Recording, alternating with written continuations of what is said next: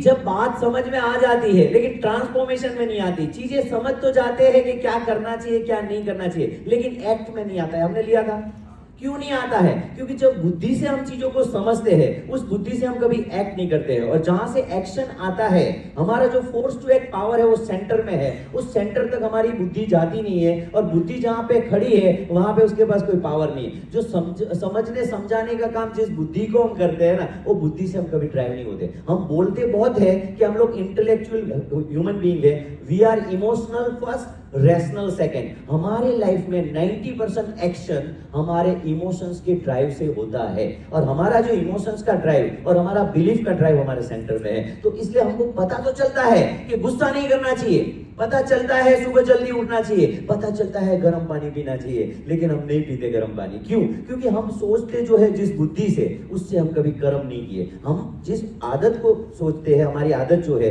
वो हमारे सेंटर में है। तो अगर जब तक हमारी जो समझ है हमारे सेंटर तक नहीं जाती तो काम नहीं बनेगा। मैंने लास्ट सेशन में भी एक बात करी थी कि कोई एक गुरु को किसी ने पूछा, एक शिष्य ने खड़े होके, गुरु बता रहा है कि अगर बात समझ में आ जाए तो करने के लिए कुछ काम बाकी नहीं बचता। जो करने लायक चीजें अपने आप होने लगती है और नहीं करने लायक चीजें अपने आप छूट जाती है। करने लायक चीजों को करने के लिए कुछ नहीं करना पड़ता और नहीं करने लायक चीजों को रोकने के लिए कुछ नहीं करना पड़ता, फिर समझ ही करवा देती है। जब एक गुरु ने प्रवचन दिया, एक व्यक्ति खड़ा हुआ और उसने बोला कि सर बात तो समझ में आती है लेकिन वो ट्रांसफॉर्मेशन नहीं होता है। चीजें समझ में आ जाती है, जो आप बताते हैं बिल्कुल समझ में आता है, लेकिन एक्ट में नहीं आता। और आप बोल रहे हैं चीजें समझ में आती है तो होने लायक चीजें हो जाएगी, नहीं होने लायक चीजें छूट जाएगी, करना कुछ नहीं पड़ेगा, लेकिन वो ट्रांसफॉर्मेशन मेरी लाइफ में नहीं आता।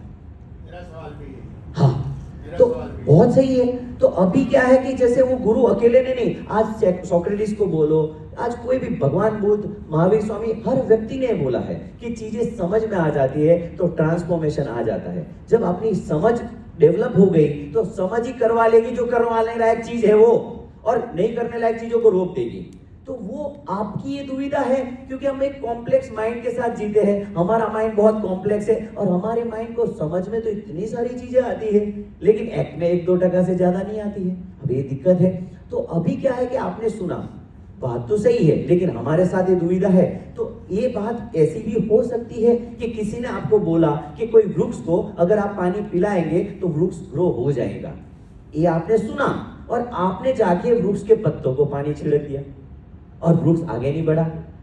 शायद वो वृक्ष में जो पानी छिड़का वो जड़ों तक पहुंचा ही नहीं, तो उसकी ग्रोथ नहीं बनी।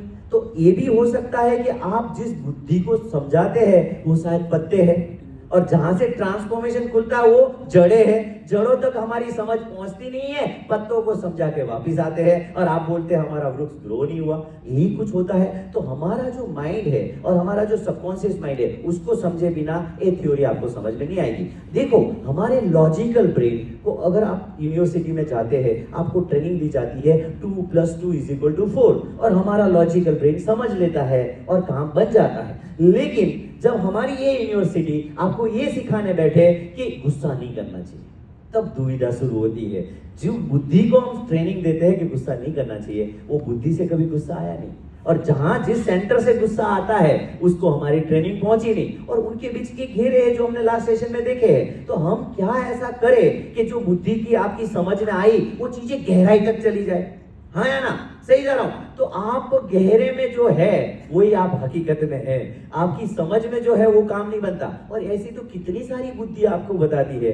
आप कोई ब्रह्मचर्य के ऊपर बुक पढ़ लेते हैं, बहुत समझ में आता है कि बहुत अच्छा लिखा है, फिर जो करते हैं वही करते हैं जो हमको करना होता है, राइट? तो हमारी बुद्धि को तो बहुत कुछ नया रोज सिखाया जाता है, लेकिन एक्ट में तो कुछ आता ही नहीं, क्योंकि हम अंदर से बहुत रिजिड हो चुके हैं। हम भीतर के ढांचे तोड़ना नहीं चाहते हैं और बुद्धि को रोज नया नया ट्रेनिंग देते रहते हैं।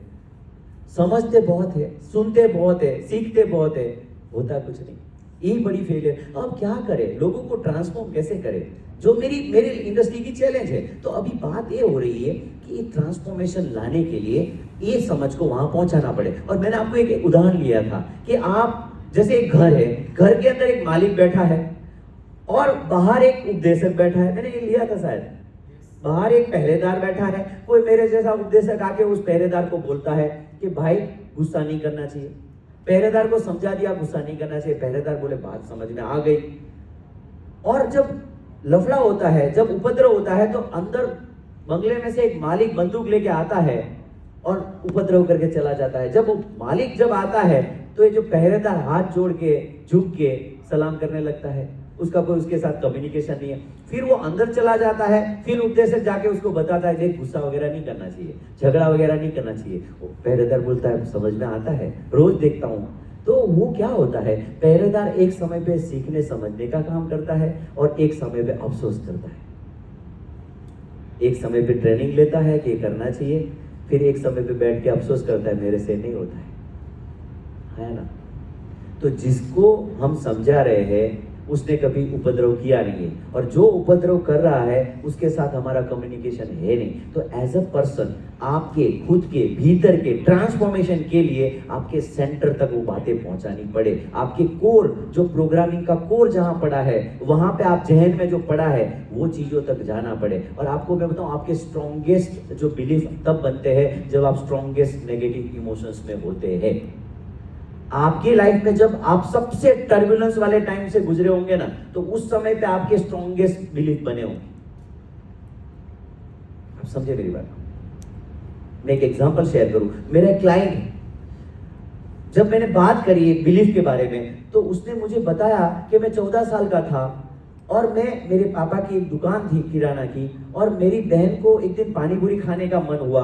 मैंने पापा के दुकान के ड्रॉअर में से 10 रुपए लिए और मैंने बहन को पानी पूरी खिलाई। और क्या हुआ, रात को पापा को पता चल गया कि मैंने 10 रुपए उठाए दुकान से। उसने मुझे पीटा और बोला कि अक्ल नहीं है, बिना पूछे पैसा लेता है। और मैं पूरी रात रोया। 14 साल का लड़का पूरी रात रोया। और आज वो बंदा 45 इयर्स का है, उसका 135 करोड़ का टर्नओवर है, और वो बंदा आज बोलता है कि अभी भी कोई बड़े डिसीजन लेने होते हैं ना, तो पापा को या बड़े भाई को पूछना पड़ता है। 14 साल के लड़के को उसके पापा ने बोला बिना पूछे पैसा लेता है, अक्ल नहीं है। और जो पिटाई हुई और उसके गहरे जहन में वो चीज बैठ गई कि उसको लाइफ के बड़े डिसीजन खुद नहीं लेने हैं। उसके स्ट्रॉन्गेस्ट नेगेटिव इमोशंस के समय पे उसकी स्ट्रॉन्गेस्ट बिलीफ बनी खुद के बारे में कि खुद इतना काबिल नहीं है कि खुद अपना डिसीजन ले सके। और वो बिलीफ के आधार पे आज एट द एज ऑफ 46 भी उसके हर डिसीजन उसी इन्फ्लुएंस से आते हैं। तो आप भी ऐसे लाइफ के कितने सारे एक्सपीरियंस से गुजरे होंगे, जिस इमोशनल एक्सपीरियंस में आपके दिमाग में आपने दुनिया के बारे में, लोगों के बारे में, पैसे के बारे में, खुद के बारे में कुछ बिलीफ बनाई होगी, और वो बिलीफ को कैरी करके चलते हैं। हाँ या ना? अब उसको कैसे बदले? बिलीफ को नहीं बदलेंगे तो आप तो वही रहेंगे। तो ट्रांसफॉर्मेशन के लिए मैं आपको ये बताऊं कि चीजें वहां जानी चाहिए। और वहां जाने के लिए मैंने आपको एक चीज बताई थी, भगवान बुद्ध कोई भी चीज बोलते थे 3 दफे दोहराते थे। क्यों? क्योंकि जब उस समय का जो बंदा था, सरल आदमी था, तो 3 बार बुद्ध की हैसियत का बंदा अगर 3 बार कुछ चीज बोलता है तो उसके गहरे में चला जाता था और ट्रांसफॉर्मेशन हो जाता था। मैं लाओ त्से के जब टाइम की एक बात मैं बताऊं, लाओ त्से को सुनने के लिए एक बंदा आया। लाओ त्से को कभी किसी ने नहीं पूछा कि मेरे को समझ में आया लेकिन एक्ट में नहीं आता है। उस समय पे 2500 साल पहले लोग इतने सिंपल थे कि चीजें समझ में आ जाए, एक्ट में आ जाती थी। हम लोग कॉम्प्लेक्स लोग हैं, हम लोग अपनी बुद्धि से, अपने तर्क से चीजों को तोलते हैं, टटोलते हैं, और उसके कारण आज भगवान बुद्ध से ज्यादा भारी काम मेरे को करना पड़ रहा है। उनको इतना चैलेंज नहीं था लोगों को ट्रांसफॉर्मेशन करने का, आज जो मुझे हो रहा है। तो लाओ त्से को कोई आदमी आया, उसने पूरा सुना उसका प्रवचन, दूसरे दिन फिर आ गया, बोले भूल गया, फिर से सुना दो। तो लाओ त्से ने उसको दूसरे दिन फिर सुना दिया। तीसरे दिन फिर आया, तीसरे दिन लाओ त्से ने उसको फिर से सुना दिया। ऐसे 6 दिन आया, रोज आता था, वो बोलता था मैं भूल गया, लाओ त्से वही बात फिर से कर देता था। 7वें दिन जब वो आ रहा था, चांग त्सु वहां खड़ा था आश्रम के बाहर, उसको आता देख के बोले रोका, बोले क्या है? बोले मैं भूल गया। बोले एक पागल तू है और एक पागल हमारे पास लाओ त्से है, तू साला जिंदगी भर आएगा तो ये लाओ त्से तुझे सुना देगा, तू जा, अब मैं अंदर नहीं जाने दूंगा। तो लाओ त्से बाहर आया, बोले क्या आ गया भाई, चल आ जा, फिर से सुना दो। आप समझे? कहानी कहती है कि वो 21 दिन तक आया, 21 दिन तक आया, और 22वें दिन नहीं आया तो लाओ त्से उसके घर चला गया। बोले भाई तबीयत तो ठीक है ना? आप समझ रहे हो? तो ये उस समय के जमाने के लोग कोई चीज सुन लेते थे तो उसके अंदर ट्रांसफॉर्मेशन आ जाता था। आप समझ रहे?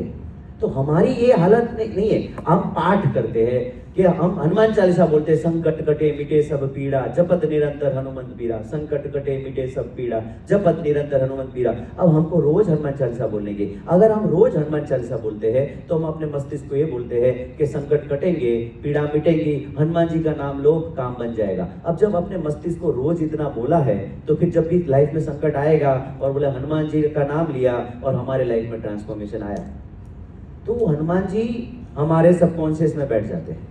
आप समझ रहे हो? तो कोई भी चीज रिपीटेशन, इसलिए श्लोक, मंत्र, जप, तप, ये सब चीजों की जो व्यवस्था 2500 साल पहले से जो मानव जात के ट्रांसफॉर्मेशन के लिए यूज करी ना, उसका कारण ये है, वो अब 2500 साल पहले जानते थे कि माइंड कैसे चलता है, माइंड की बुद्धि क्या करती है। आदमी के रूपांतरण के लिए आदमी को जप करना पड़े। जप क्या है? रिपीटेशन। जप में रिपीटेशन होता है, मंत्र में क्या है? रिपीटेशन। जब आप चीजों को रिपीटेडली बोलते हैं तो आप अपने माइंड को कंडीशन करते हैं, आप अपने माइंड को एक कमांड देते हैं और आपका माइंड जो कमांड आपने दी उस कमांड पे आगे बढ़ता है। तो आप अपने माइंड को क्या कमांड देते हैं?